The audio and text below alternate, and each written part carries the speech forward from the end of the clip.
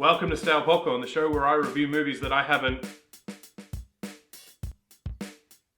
Thank you, Poppy. This, of course, is Poppy, my co-host and bowl of Stale Popcorn. Today's movie is Flubber, the movie where Robin Williams invents, you guessed it, Flubber.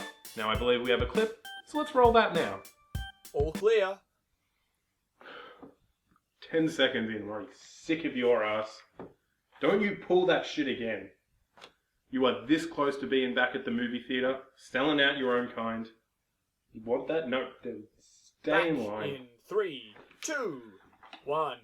Now I had some actual flubber as a kid, and let me tell you, this movie is just one giant false advertisement for that product. The one I had never bounced or stretched that well at all. I tried to do the thing from the movie where he pulls it over his face and his face then is like imprinted in the flubber. I just nearly suffocated. It didn't improve my basketball skills at all. In fact, sticking it to my shoes only made it harder to run, and I was not a very good runner to begin with.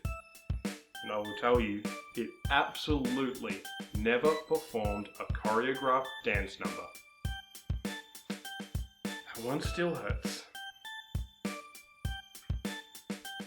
So as I mentioned before, Robin Williams is a scientist that creates Flubber, this amazing, versatile substance that he's going to use to save his career because he hasn't invented anything else worthwhile, even though he has an intelligent flying robot that is in love with him?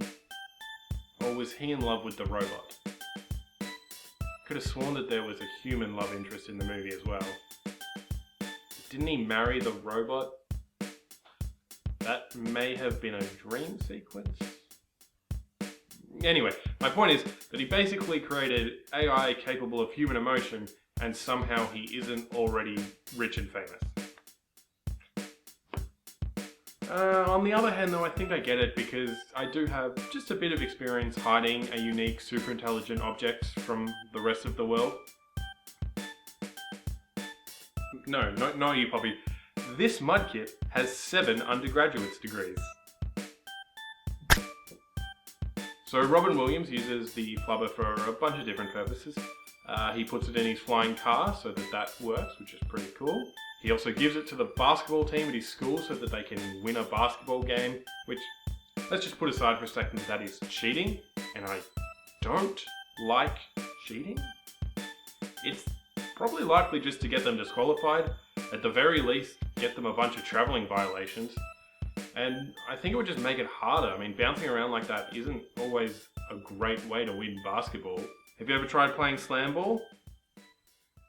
I haven't. I have a bad back and can't be on a trampoline for more than a few minutes.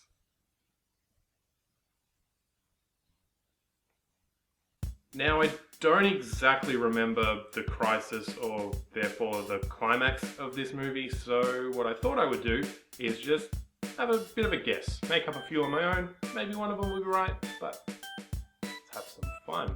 Number 1, someone tries to use flubber for evil purposes and the main characters have to stop them. Number 2, someone creates red flubber and the green and red flubber have a battle to the death. Number 3, there is no climax and the movie just kind of goes from one wacky flubber situation to the next until it kind of fizzles out. Number 4 just says cats, take that how you will. And number 5, all of Robin Williams' characters from all his other movies come into the film like halfway through and they just have a big party, and that's essentially the last 30 minutes of the movie Flubber. Looking at them now, it's probably number 1, but my money's still on cats. What I do remember though is that the robot dies towards the end of the movie and he's really sad about it, but then he just builds another one and marries that one? Or the human lady? Or both? I really don't remember. Thank you for watching this episode of Stale Popcorn. If you enjoyed it, please like and subscribe. And let me know in the comments, what's your favourite Robin Williams movie? Mine's Hook.